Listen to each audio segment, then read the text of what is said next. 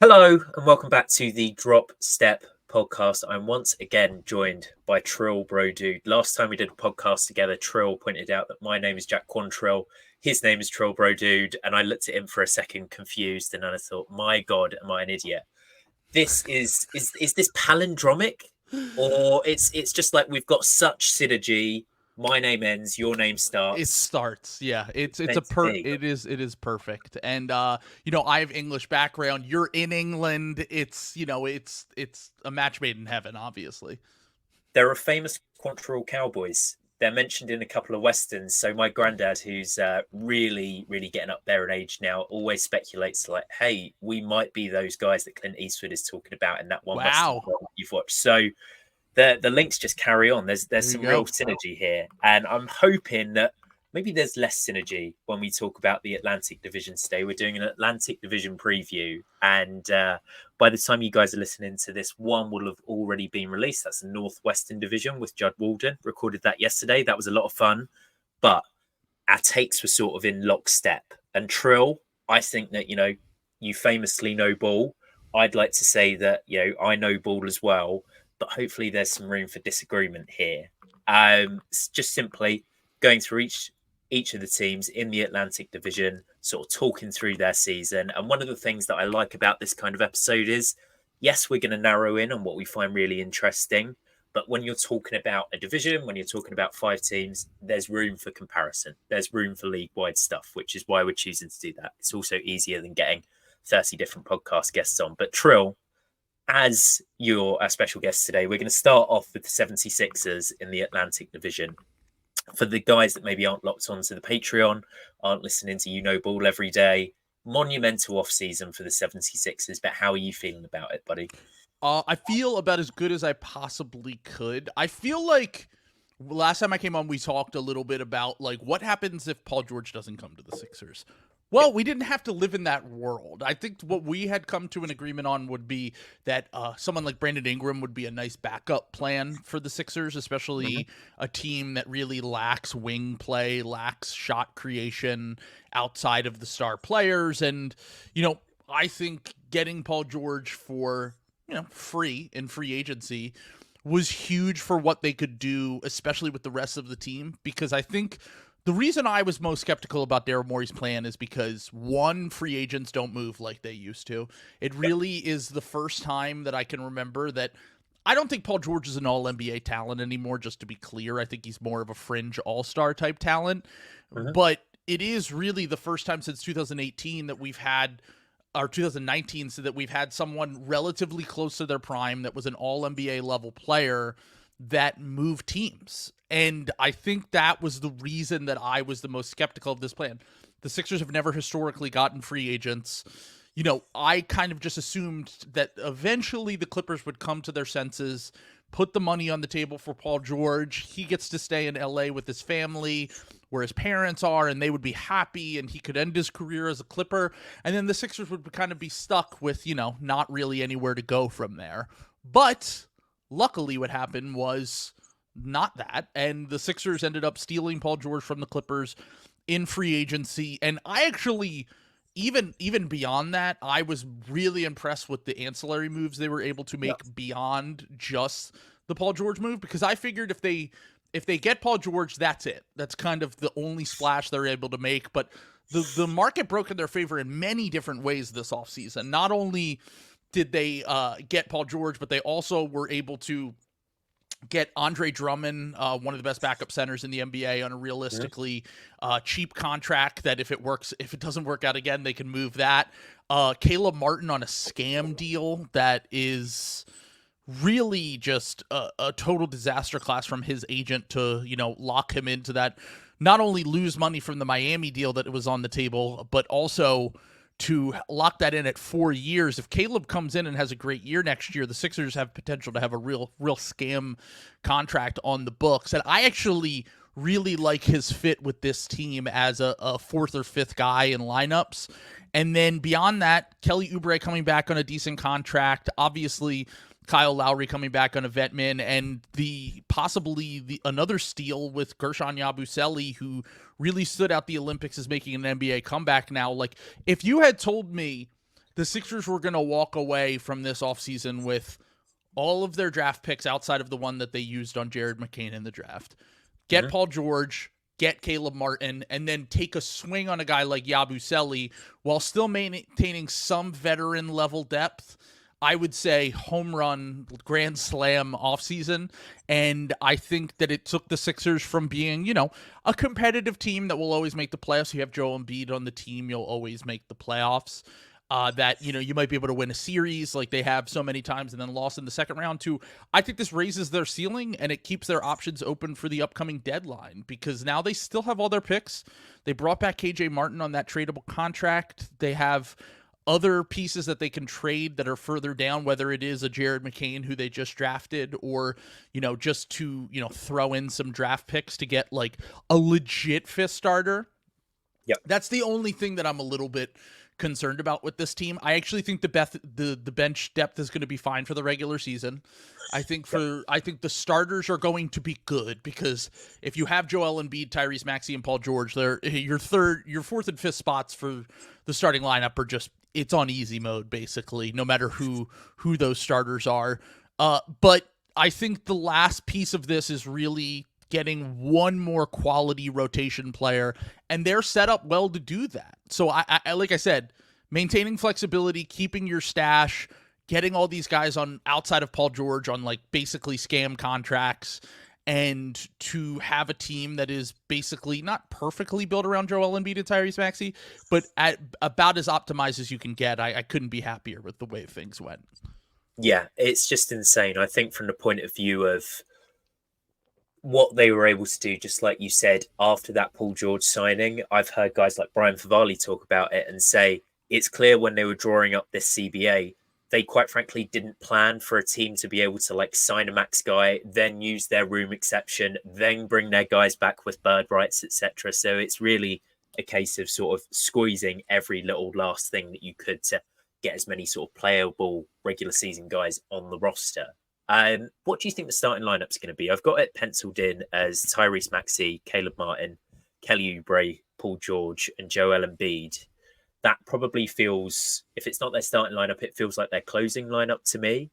Would you agree with that? Or do you think that some of the guys that I've not mentioned probably stand a decent chance of getting some starting minutes? I think that's going to be the starting lineup to start the year at a minimum. The only thing that I've thought about with this starting lineup is one of the things that I think that you'll see from the Sixers this season is you're going to get a lot of plays drawn up to get Paul George and Tyrese Maxey in advantageous positions to shoot off the catch a ton, attack closeouts, kind of simplify everything. It's the offense is still going to run through Joel Embiid. That is just kind of, you know, when Joel's on the team, you with a guy who can score at his level in the post from the mid-range and has become an improving passer, especially with this new spacing that has been built around him with Nick Nurse's system. Undeniably, I think that is going to be the case for sure. I think defensively, that lineup's going to hold up really well. You have three switchable wings with those guys that you mentioned, alongside Joel, who's just still a beast paint and rim protector. I think that is going to be a very good lineup in the regular season. The only thing that I'm a little bit concerned about, there are really two things. Obviously, the rebounding is the thing that people will just always talk about ad nauseum with the Sixers because they've never been a great rebounding team with Joel. I think part of that is Joel's injury history. We were actually rewatching the 2019 Kawhi shot game, and one of the things you'll notice is that Joel just doesn't really ever leave the ground because he's very obviously afraid of getting injured. And I think that really does affect some of his rebounding, and historically the Sixers have never really had great rebounders positionally outside of, you know, occasionally you'll have a point guard Ben Simmons, a DeAnthony Melton, but overall they've always kind of been a bad rebounding team. The only other thing that I would worry about with this lineup, because I think it's going to have a good amount of shot creation, a great amount of like Caleb Martin as a connective guy, someone who can handle point of attack defense, and just overall a really athletic, switchable, just honestly, just a team that's really well built for 2024. The only thing that I really have concerned about is from those fourth and fifth spots, the Kelly Oubre and Caleb Martin spots. What does it look like when those guys go through shooting slumps? Because they're both willing shooters. Caleb not as much as Kelly Oubre, but they've never been consistently good shooters. Caleb's had some hot streaks in the playoffs. Oubre, when Embiid played last year, his quality of three-point shot went up so much that he actually shot in the high 30s with Joel Embiid from three. But when Joel was out, he shot like low 30s. At times, he shot in the 20s.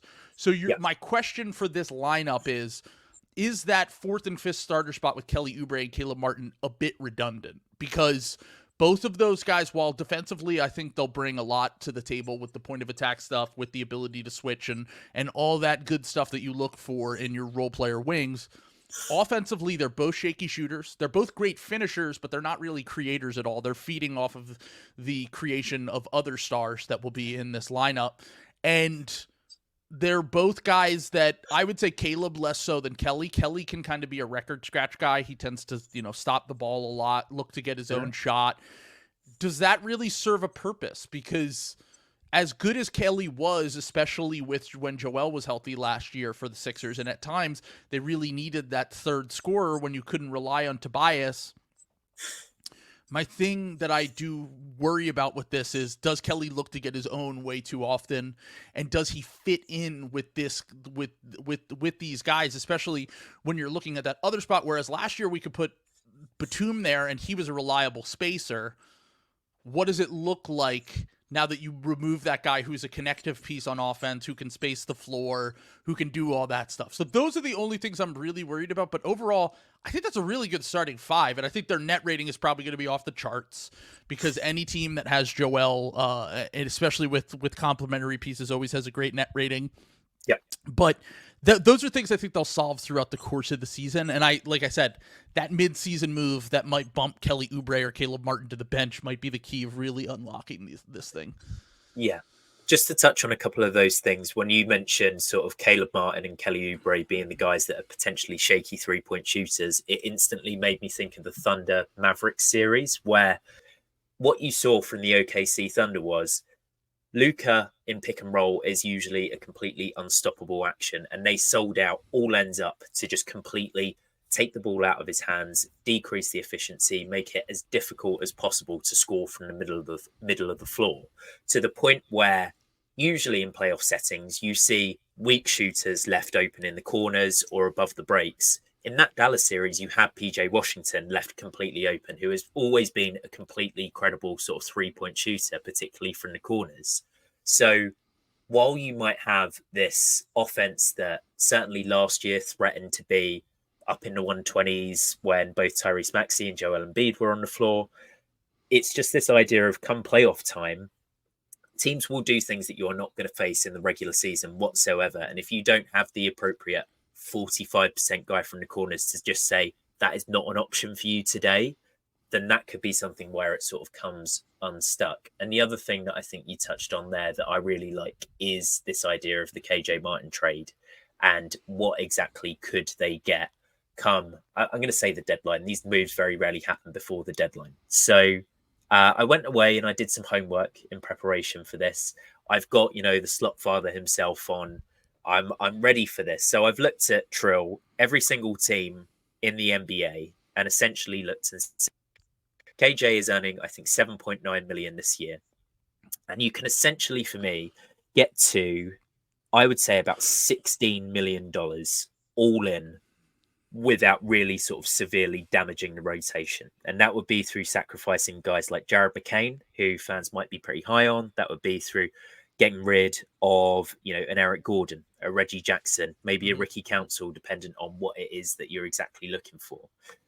One of the more interesting things I heard over the summer when you were speaking about this was a potential link to like a real sort of high flyer in Jonathan Kuminga. You said you thought that maybe Daryl had looked and said, I don't know if the Golden State Warriors potentially want to extend this guy. This is someone that completely fits into our salary structure. If we can add this talent, we don't mind sort of blowing into the second apron next season because it's just the talent play, right?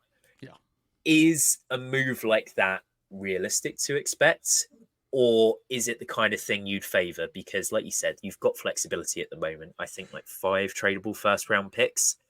Doing something like that, if you're not giving back any serious sort of like player equity, it's going to take the majority of those picks. So, what are you leaning towards when you think of that KJ Martin situation?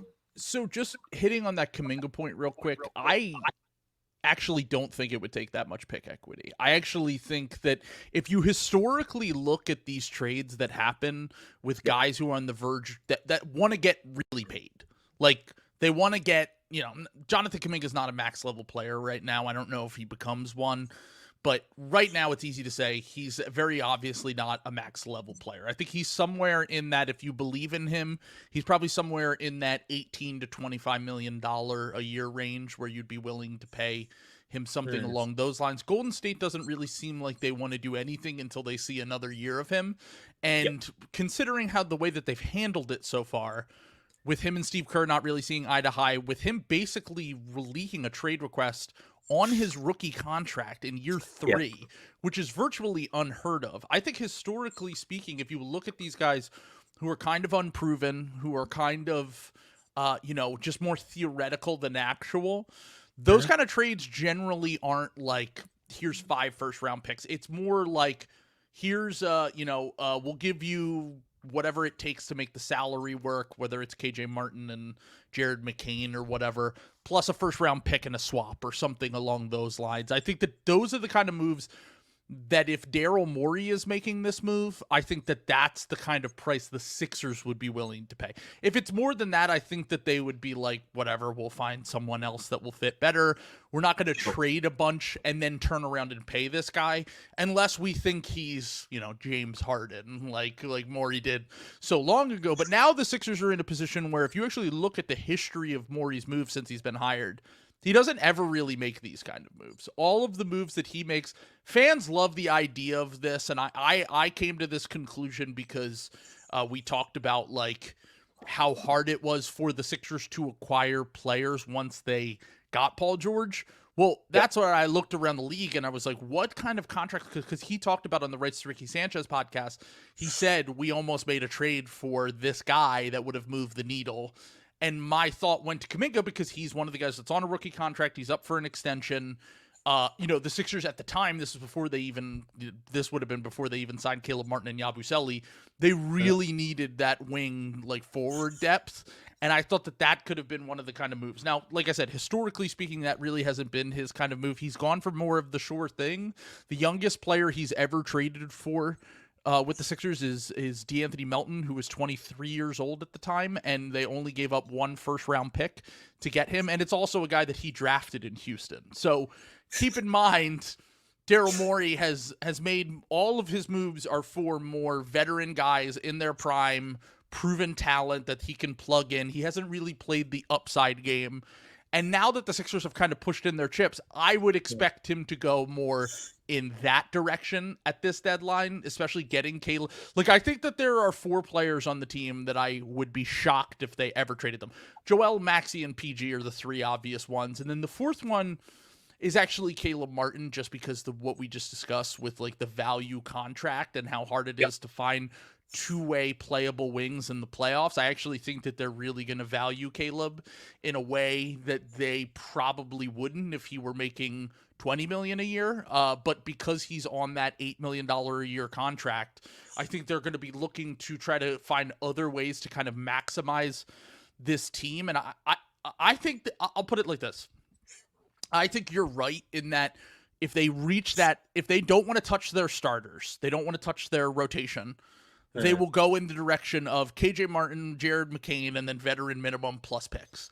And that gets you around $16 million. There are some nice players that you can get for that. Dorian Finney-Smith. You even get in the Bogdan Bogdanovic ballpark. And I think Bogdan is a guy that if you're willing to trade if you're willing to go after Bogdan, trading Eric Gordon would be kind of a no-brainer in that, because it's basically just taking the Eric Gordon spot and putting it on steroids in your rotation, whether Bogdan is your 6th man or he is your 5th starter and it moves Kelly Oubre to the bench.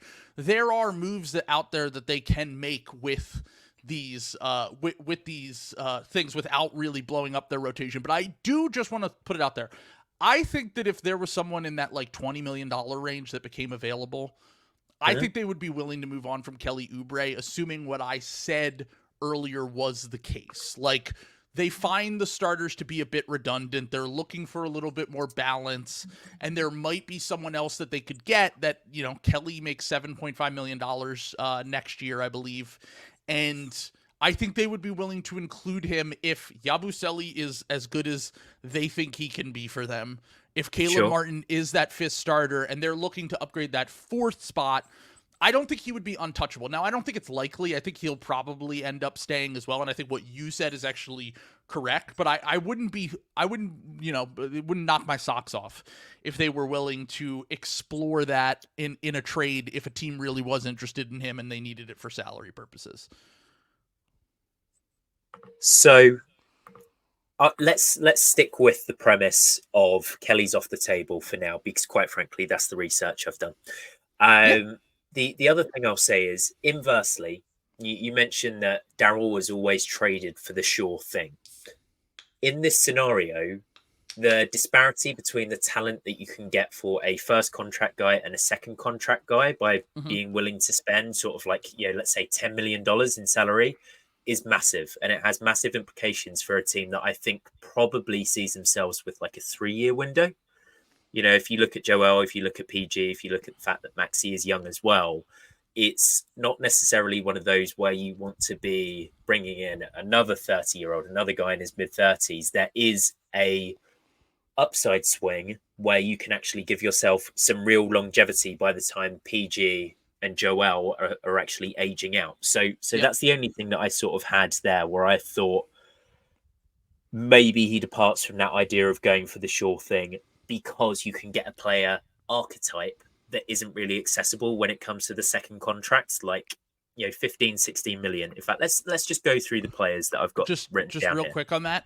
I just want to point out, Daryl Morey is one of the big things that I think that people always overlook with him is the fact that he's very much about job security and getting that next contract for himself.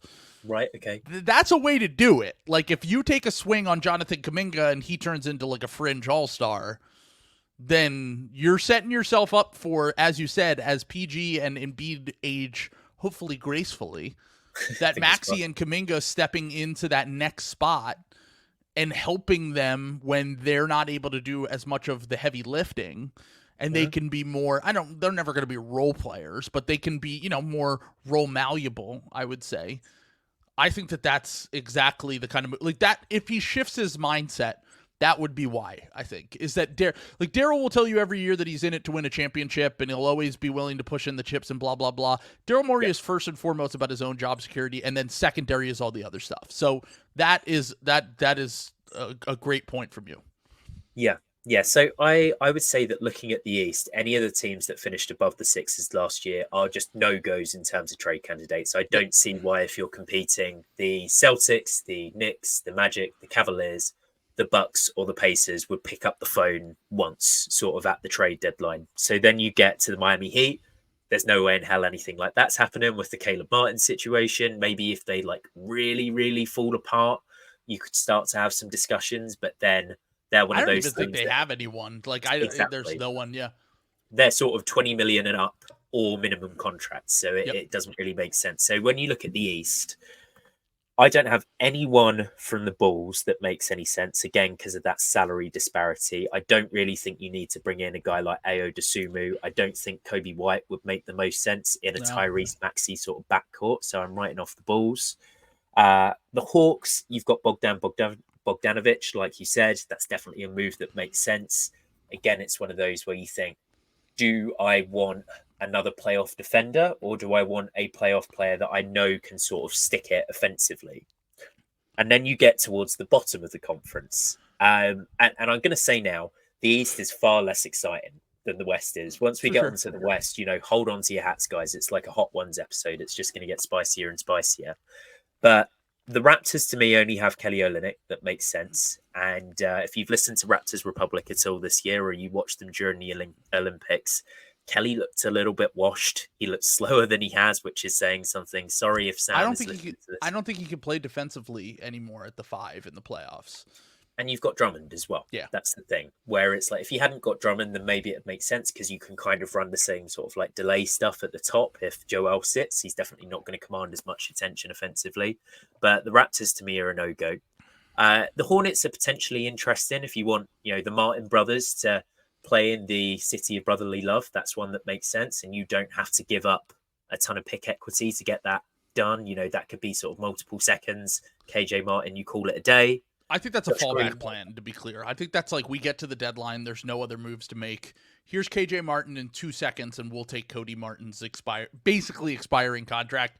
And I agree. Cody was even, I don't know if you know this, but Cody was actually up here when Caleb signed his contract. Right. Cody was with him. So everyone was like, are we trading for Cody as well? Like, I don't know. So, but I think that's like a backup plan, like good for the vibes. Good. Like, it's always good to have another athletic wing. But I think that would be like, we can't get off the KJ Martin contract, not get off, but we can't make a trade that is a good one for us. And then we can have that on the back burner. I wanted to say, from the city of brotherly love point of view, do you think that Caleb Martin only took the contract just so, like, when they have Thanksgiving around the Martins, there's not one parent going like, look at the amount of money Caleb's getting this year, Cody. What are you doing? It's, they're in it together at the $8 million mark this season. Can't make Cody feel bad about himself, Absolutely not. No, not all he's been through with all the injury issues and Exactly. everything like that. Josh Green could potentially be like a point of attack defender, and he's a player that I could maybe see working in a Nick Nurse system where, transition can be valued, or, Sure. You don't necessarily want Tyrese Maxey being the guy that guards on ball. I've got Grant Williams written down. It's never going to happen. What's funny is someone went to Grant Williams and said, come to Philly, and he said Morey didn't want me. Oh. But I also think, in fairness, I think that they were talking about the deadline when he was traded for PJ Washington. And at the time, Morey wouldn't want him because the contract is on. I don't think they're going to trade for Grant Williams, to be clear. But I don't think they're going to trade for Josh Green or Grant Williams. I like the idea of Josh Green more than the reality of Josh Green just in general. Grant Williams, I've talked about it a lot in the podcast. I think he got very overrated early in his career because he played for the Celtics and he was, he played well as a rookie and blah, blah, blah. But there's not many guys that can, effectively box out, shoot corner threes, and defend Giannis. Like that is the, like, if you're trading for Grant Williams and you're in the East, those are the 3 things you want him to do. And those are 3 things that the Sixers really need. Like, they have no one that's big enough to guard, big and strong enough to really guard Giannis effectively. And then you add in the fact that, he can space the floor. He actually has, I don't know if you know this, but his shooting in the playoffs, I know that he struggled and the Celtics got rid of him and the Mavericks got rid of him and they made the finals. I know he struggled at times, but his true shooting is like off the charts in the playoffs. Like he is like a 64% true shooting guy, I think, in his playoffs for the career for the playoffs. So just something to keep an eye on. I don't think it's realistic, but it is something to keep an eye on. He might be the guy if Yabusele gives you nothing. Then that's an archetype that suddenly becomes a little bit more valuable. Yeah. I think as a bench four, I think a bench 4. Like they're just starving for one guy that can play the 4, that can space the floor, that can rebound and can defend wings. And that's really all that they would be looking for. And even from a long-term point of view, you're not giving up a first-round pick to get Grant Williams through the door. And it means that next season, you can actually start to get an even higher salary player. So I think he's earning $13 million this year. You roll it over to the off season, suddenly you are at that like $16-18 million quite comfortably without sort of hemorrhaging your rotation. Exactly. The Wizards and the Pistons have 2 interesting names. Corey Kispert is an expiring contract and a guy that I think would fit really well in this sort of movement system where if you want respectable shooters, Corey Kispert is, that's his MO. He's one of the best tough shot makers in the league when you look at some of like the statistics that Basketball Index publishes. And he's up for extension. So you can kind of do the thing where you bring in a guy on a low salary, you don't really kill your rotation whatsoever, and then you pay him $15 million a year next year. Bang, tradable contract. A guy that's always going to look good if he's sharing the court with Tyrese Maxey and Joel Embiid because he's just going to shoot the lights out.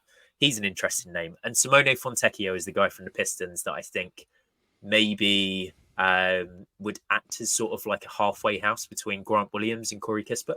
Sure. Right, like capable movement shooter that can also stay on the floor defensively. Because that's the only thing I worry about with Kispert is like, not just because he's a white guy, but because I know he has some team defense capabilities, but like, you know, you're only as good as your weakest defender in the playoffs. Yep. And while even with the Bogdan thing, like I love Bogdan and I think he would be incredible. And I actually think he's like a pretty capable defender. I don't think he's a pushover by any means. But when you're building a team around Tyrese Maxey and Joel Embiid, you probably want more of the guys that we described with like the athleticism, the wing that can, that can switch and, make it so that Joel's isn't running around all the time and you can keep guys in front of you, all those things.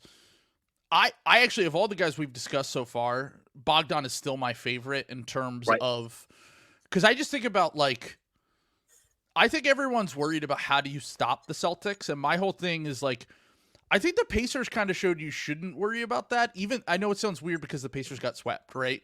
You're like, what are you talking about? The Pacers were in 3 of those 4 games. Like they really had a chance to win all of those games. And eventually the Celtics talent won out. Halliburton wasn't playing by the end of that series.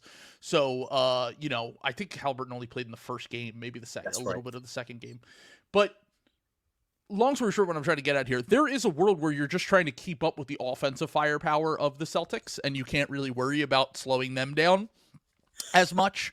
And I think that, like, to me, just on paper, Tyrese Maxey, Bogdan, Caleb Martin, PG, and Embiid, while they're going to struggle to rebound, sure, but man, that is a lot of offensive firepower. Like, you basically have 4 guys on the court at all times that are 40% catch and shoot guys, 4 guys who can create their own offense. And then that 5th part with Caleb. And I actually think Caleb's like a pretty capable play finisher and passer.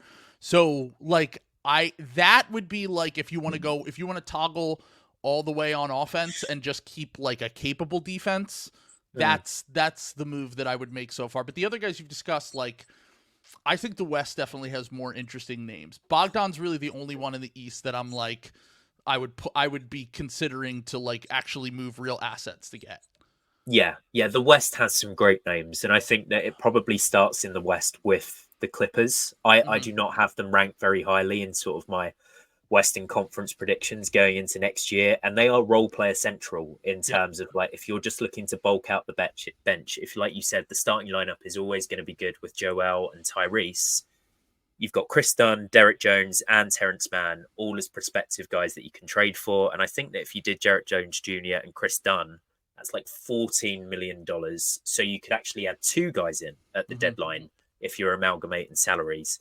Any takers there? Because I think that those guys all skew the other end of the spectrum, where it's not all out offense. We're trying to add even more defensive solidity. Yeah, I'm a little bit concerned about, like, I actually was really upset when the Sixers got Kelly Oubre instead of Derek Jones last year. They actually ended up both being great for their teams. Yep. But I was upset because I thought that we could use someone who wasn't theoretically a good defender, was like actually a good wing defender, and someone who could just like bring a real boost of athleticism. He's also from Philadelphia, so that doesn't hurt.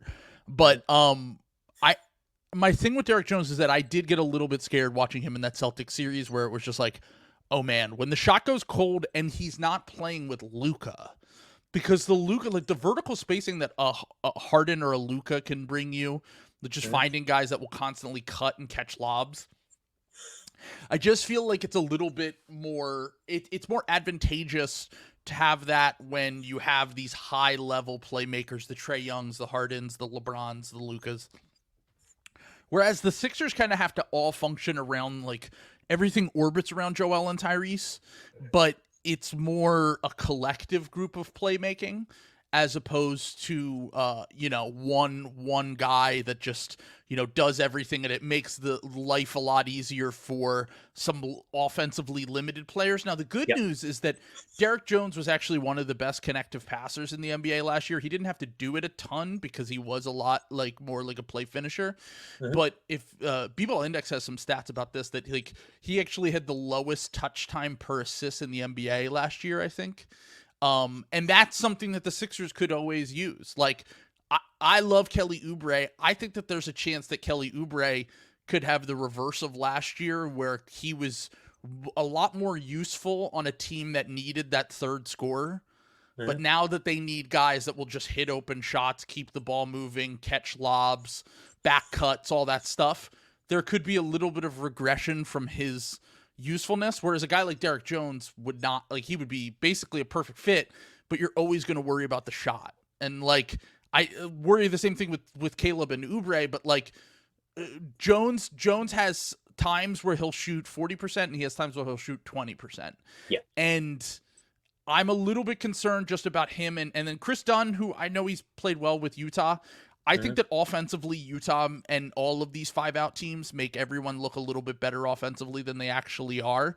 The good news is the Sixers have Joel Embiid, and they actually can space the floor similarly to some of those teams, but they're not quite the Indiana, Utah, shoot 10 threes a game from your center, keep everything in front of you, and open up the floor so amazingly that it just makes, everyone look a lot better on offense. So I'm not crazy about either of those two options. Terrence Mann, I've been a little bit higher on Terrence Mann. I know he kind of sucked at times last year. It took him a while to get adjusted, but I think that that's a guy that I would be very interested in, just because I think it's always useful to have a point of attack defender who can make open shots. And he's one of the best finishers in the NBA as well. So I actually think of all those guys, Terrence Mann would be the most interesting proposition for me personally for a fit on the Sixers. He's another one of those guys where you get extension rights. You can sort of bump up his salary intermittently, and it gives you access to a higher tier guy next season. But I think he's probably the borderline for where you might have to give up your worst first round pick to bring in a Terrence Mann. If he says that he's not going to re-sign with the Clippers, then maybe you got some leverage. But to me, he's desirable enough, and he's young enough, despite the fact that he's older than everyone thinks. We had jokes about this last year because they weren't willing to give up Terrence Mann. The young core. And so we would always joke about him being, he's actually older than Devin Booker, which I don't think that people realize, which was my favorite fact to throw out last year, was that, young up and coming prospect, almost 30-year-old Terrence Mann. But once again, if you want to trade for a guy who's a little bit more proven, who can plug and play and all the things you discussed, I actually think, if anything, the reason why the Sixers wouldn't get him in a trade is because the Clippers value him too much. He's a really good culture guy. And they don't literally, if you look at their drafting history, they've drafted in the last decade. This is my favorite thing to talk about on the podcast. Yeah. The Clippers have had 2 hits in the draft in the last decade, which is unheard of. I mean, that's worse than the Milwaukee Bucks. Their hit was Shai Gilgeous-Alexander and then Terrence Mann. And I know that that's a massive gap in between those two players, but to lose Shai Gilgeous-Alexander in the fashion that they did and then have only other one guy that they've really ever hit on in the draft in Terrence Mann, they're a little bit emotionally attached to him, I think. It's quite funny to picture them in the back office sort of going, we're not doing that again. We just can't get rid of Terrence Mann. God, could you imagine MVP Terrence Mann? Yeah. Could you imagine if he goes to the Sixers and he wins Finals MVP? Yeah, exactly. You've got a lot of sneaky Finals MVP guys, if Caleb Martin ever goes off again. There you go. They have a lot of high variance guys. Yeah. I'm going to leave the really fun teams for last, but I don't think the Lakers have anything. Plus, they're too committed to winning. The Spurs have no one when I look through their roster. The Jazz, sneakily, this is, if you're saying that Daryl only ever goes for the sure thing, this is the complete opposite of that. Yep. Big Taylor Hendricks fan over here. Post All-Star break. If guys listen to the division preview that was last released, you'll know that he shot 40% from 3, 26 minutes per game, 80% from the line post All-Star last year. Big guy, big sort of presence at the rim as well. it's way too big a gamble to ever say that, you know, Taylor Hendricks is going to be the guy that comes in and like really shifts your rotation, especially if you're only giving him like February till April from like, oh, bed in with this team and then go in the playoffs and play with Joel Embiid and Tyrese Maxey. He's my sneaky one, but that's never happening. Okay, Chuck. Yes, yeah, Chuck, exactly. It's just Bryce and Taylor, they're the ones, aren't they? The Kings, Trey Lyles and Keon Ellis could be like a fun-ish package, but I'm probably parking that.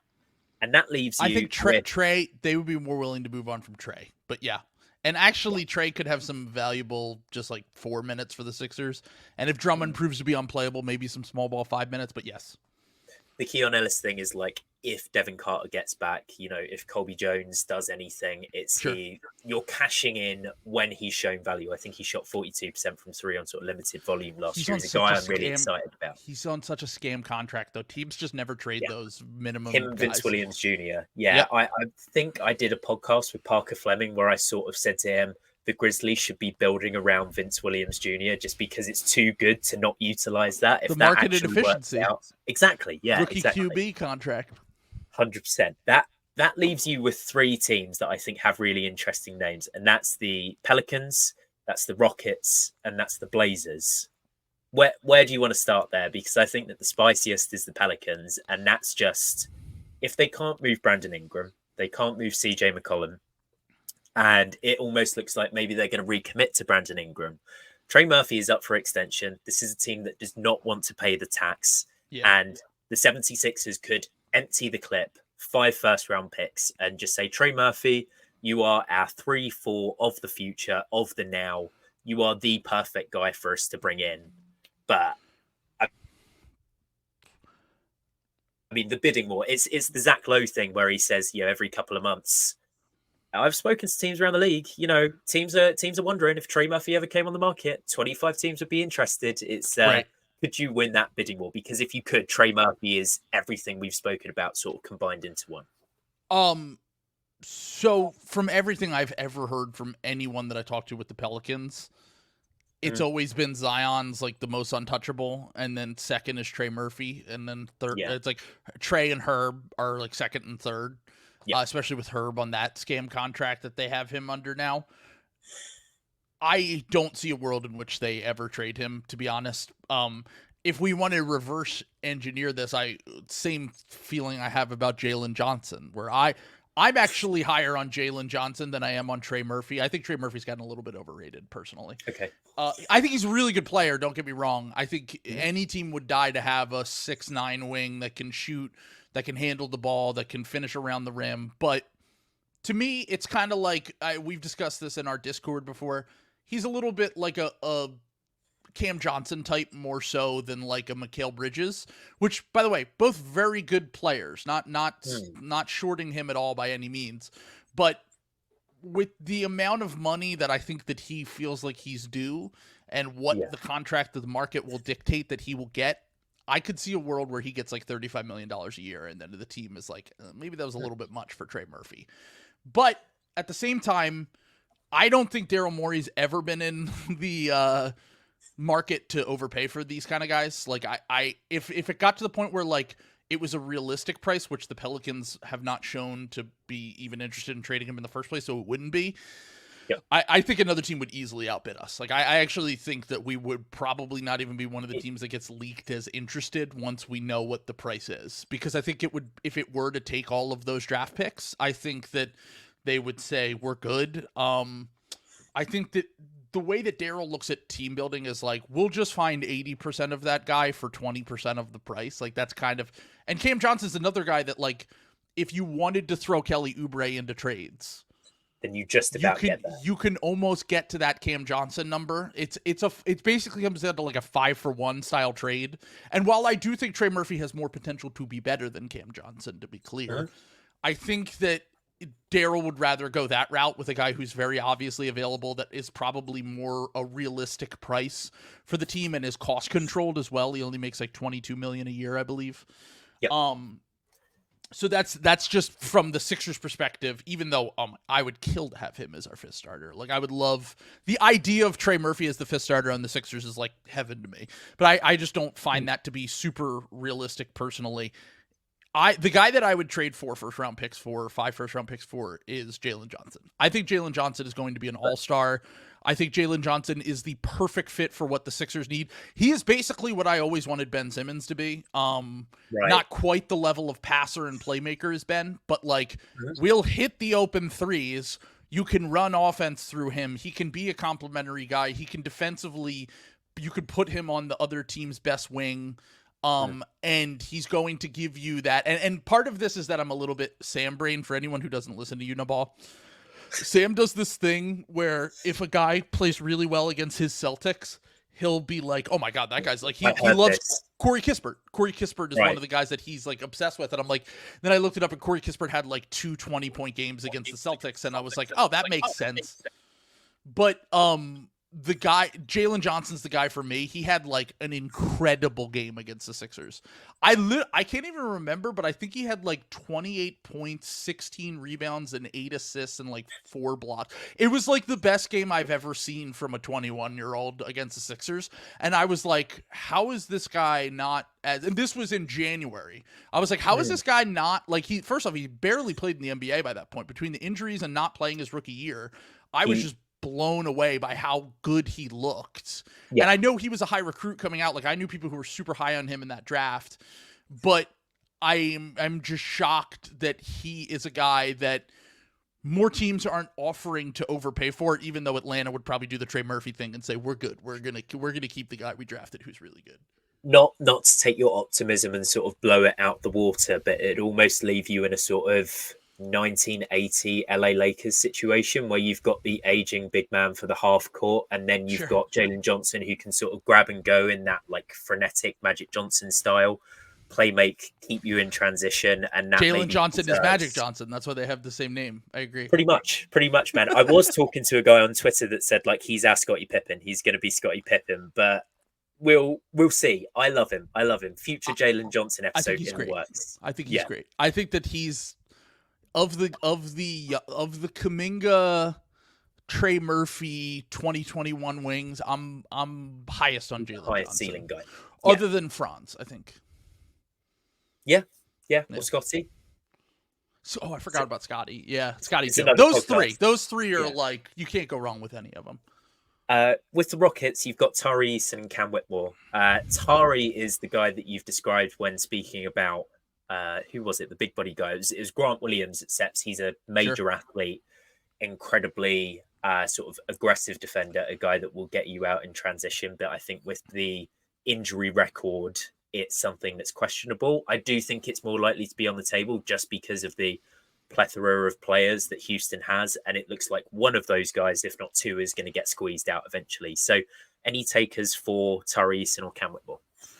I was hoping that AJ Griffin was going to go there and kind of ball out, because then I was like, ooh, one of these guys is going to squeeze loose, because they're already so deep with so much young talent that I felt like you get another wing player in there. And then unfortunately he sounds like he's going to retire. I hope everything's okay with him. But the Cam Whitmore, Tari Eason, Jabari Smith kind of grouping, I obviously think they probably are highest on Jabari, and I think that of the Tari and Cam thing, I know personally the Sixers are very high on Cam Whitmore, just from things that I've heard. They liked him pre-draft, but they didn't have a draft pick. Right. And then when he started falling down the board, they did try to trade in, but also teams say this all the time. Like, I'm sure they made some calls, but like, I don't think they were probably trying to scam someone so that they can move in. He's a Villanova guy, would certainly bring a level of athleticism.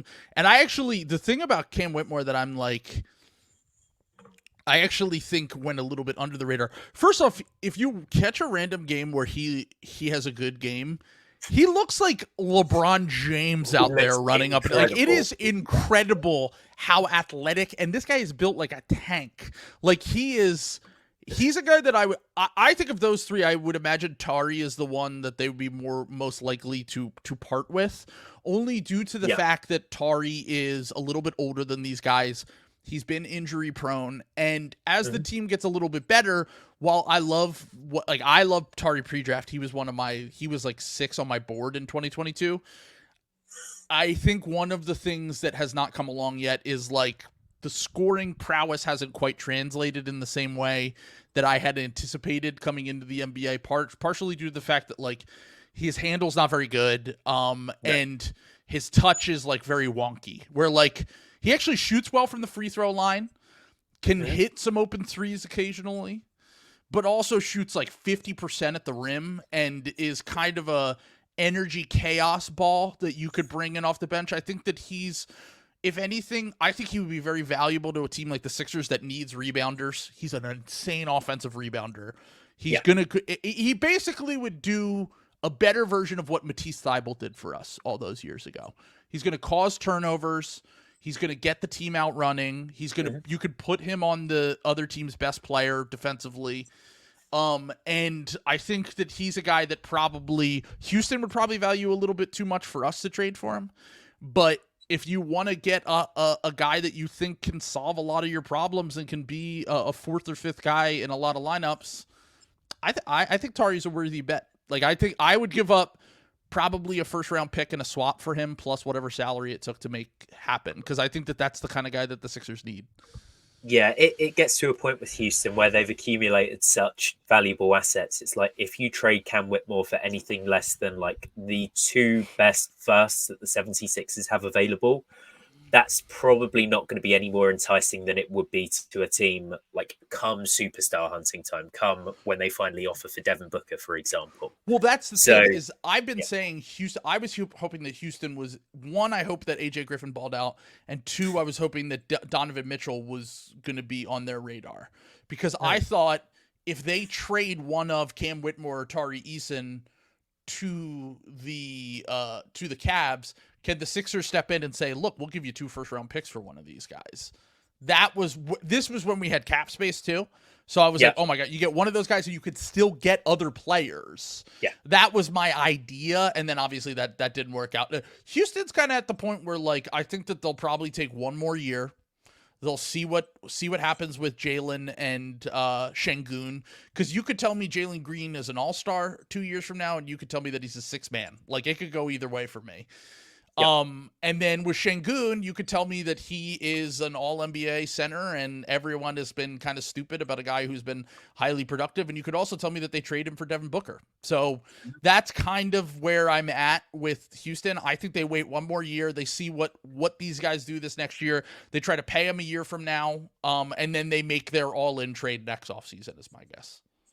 That makes a lot of sense. I think that the only guy that I've got left for you here is Denny Avdija from the Blazers. And this is actually something that was inspired by Matt Moderno, who came on the podcast a couple of weeks ago. He said, you look at what the Blazers actually gave up because of the length of contract, because of the fact that it's descending and it's just going to age like fine wine. He's still quite young. I think he's 23 years old. Yeah. If it doesn't work out quite how you'd like it to work out in Portland, barring injury or barring like the shot looking like it's broken, you can probably just get the value back that you invested. And when you look at what Portland was in situation-wise, they didn't want to add another young piece to the roster in the 24 draft. Like they already have enough prospects to go through. And I think that they had 3 first-round picks in 2029, and they've given up the second one of those. So ideally, like, you have one really high tier one, you have one in the late 20s, early 20s. It's just a case of we've been able to make this asset maybe a little bit more fungible and something that could go up or down in value, rather than the 14th pick in the 2024 draft, who's probably going to sit in our G League team for a year. So I don't know how attached they are to him. And if they're not attached to him, I think he's one of the best players that we've spoken about from an age perspective, from a ready now perspective, and from a Sixer needs perspective as well. So what do you think of Denny potentially being the guy? I was really pissed when this trade happened, because I was like, if you listen to our podcast, I had him top 3 or 4 on the Sixers targets for this offseason. I was like, scam contract, great perimeter defender, improving shooter, good passer, can like there's a world where Denny Avdia is actually like, oh wow, we might have slept on, because we talk about it on the podcast all the time, and I have to stop myself from doing this, where wings just take so long to develop, and I don't think that people always say this about bigs, and I'm like, wings are the ones that bigs are, if a big sucks his rookie year, he usually is never actually good. Like, it's like Evan Mobley was good right away. Yep. They're like, most of these centers come in and they're at least fairly capable right away. It's the wings that can really struggle their rookie seasons and like their second seasons. And then you get to like Jaylen Brown's an example of this. Even Zach LaVine, another guy that we've talked about on here. Guys that are wing sized take a little bit longer to pop. I mean, Kawhi Leonard became one of the greatest players of all time in his mid-20s after being a role player his first 2 years in the NBA. Like, I think that, and I'm not comparing Denny to him, but I'm just saying, from a guy that was like, what's that? That's Cam Whitmore. 2 years in, he's going to become one of the best players we've ever seen. That's the feeling for Cam Whitmore. Yeah, exactly. But I actually think if you want to go with the Cam comp, that would be Jaylen is the obvious one to me, even though he was better than Jaylen as a rookie. But Jaylen also has this like crazy outlier development story. But the thing with Denny is like, Denny was like a good role player on a bad team and had games where he actually scaled up when some of the Kuzmas and the Pools were out and stuff, where he actually looked like he could be in that like fringe star impact territory, where if you give him the ball a little bit, you let him operate. And I think that this Portland team, like, the reason why I don't think they're going to trade him is because I think that Joe Cronin's job is like, the time is ticking on him. You traded away Damian Lillard, and what do you have to show for it, really? And Denny's one of the guys that you could sell them on, as he used two of the assets that he got from, or three of the assets, the Brogdon contract, and basically both of the picks that they got in the original Damian Lillard trade to get Denny Avdia. So I think there's a lot riding on Denny Avdia being successful with the Portland Trail Blazers. And I think part of the reason why they traded for him was because of everything you said, and also because they need to see what they have with these guards. Like Scoot, Simons, and Sharp are now entering a time of their career where they need to have like capable players around them. And I think Clingan and Denny, that's the idea behind them. Clingan's going to be a great defensive anchor. Denny's going to be that connective piece on offense that can be a real monster on the defensive end as well. So I actually think it's incredibly unlikely that they trade him, unless there's a situation where like, I honestly can't even imagine a scenario. I know it sounds weird to say that about Denny Avdia. I can't imagine a scenario they trade Denny Avdia, but I think that Portland wants to be a little bit more competitive this year. And I think a year from now is where they're going to start to try to be like, they're going to start making win now moves similar to what Houston did last offseason. Yeah, I think that makes a lot of sense. And the fact that their books are so, I'd say, cramped for the next 2 seasons, and they've got that guy that can contribute at a starter level on a low contract as well. He's actually valuable to them, where usually for a rebuilding team, doesn't really matter if you have a guy signed to a good contract, because all the players that you're invested in are on their first deals. So right.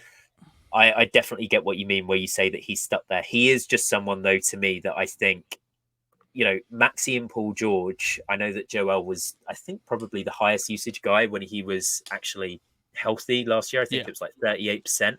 Maxey and Paul George can equally operate sort of off ball as well as on ball, to the point where there would be space for another guy that can, you know, modulate between having on-ball reps and then focusing on defense on other nights. Because the thing about Denny is, it is that sort of pick and roll manipulation. It is the creation once he gets a foot or two into the paint. So he's one of the guys that I'm really high on. I think for the sake of talking about other teams in this pod, I was going to ask you, how many nights is Tyrese Maxey going to be the primary in Philadelphia this year? Whatever Joel Embiid's out. That's kind of just like, I think is going to be.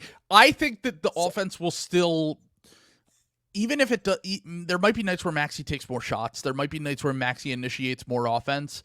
But I think that the Sixers will still gravitate around Joel's post-gravity and his mid-range game. Like, I think that is, I think that Joel is certainly going to be willing to take a little bit more or less of the offensive load off of his shoulders and put it on Maxey and PG this upcoming season.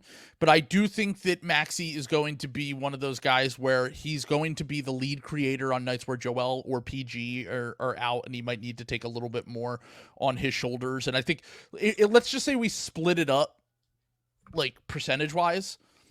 I'll go 50% Joel, 35% Tyrese, 15% Paul George. That's kind of how I would just, when you factor in all the injuries, when you factor in how this offense is going to function, I still think that Tyrese is best maximized as the second option along with Joel, but I don't want to ever count him out. Like, he always gets better at the things that he struggles with, and like we even saw in the playoffs, when he struggled when Joel was off the court, like, I think he'll get better at everything that he struggled with. Like, he'll get better at creating his own shot. He'll get better at creating for others. And I think that the only thing that's stopping him from taking, like, the leap from, like, borderline all-star, like he was this past season, to all-NBA player is the self-creation to me. Like, he's the second or third best. I would say I think the three best off-ball scorers in the NBA as guards would be Steph, Booker, and Maxey.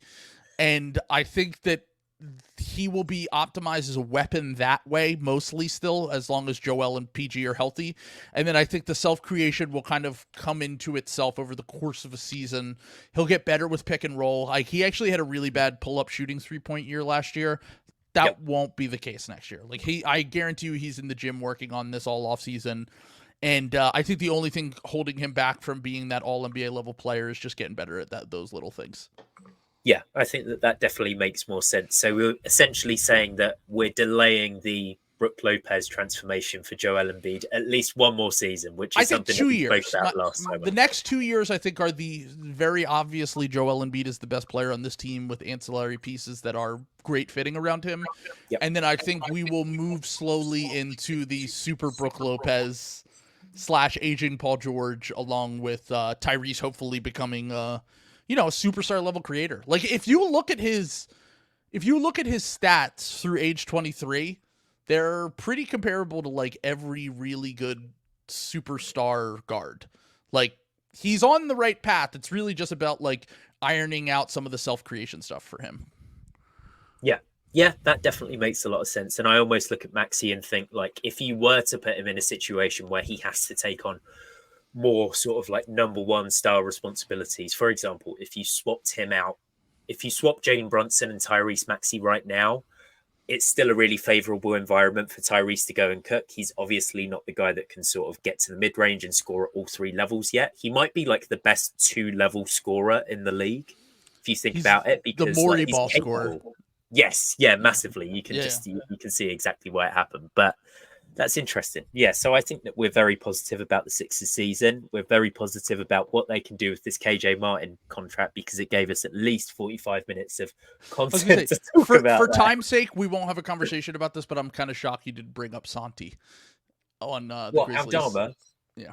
Yeah. Do you know what? I've spoken about Santi Aldama twice on the podcast in the last month. I think I'm Santi'd out a little bit. Fair enough. Matt brought him up. Dan Favali brought him up maybe a month or so ago as well. Expiring contract fits all the needs the Sixers have. Just throwing that out there. Fair enough. Santi, the misnamed there. I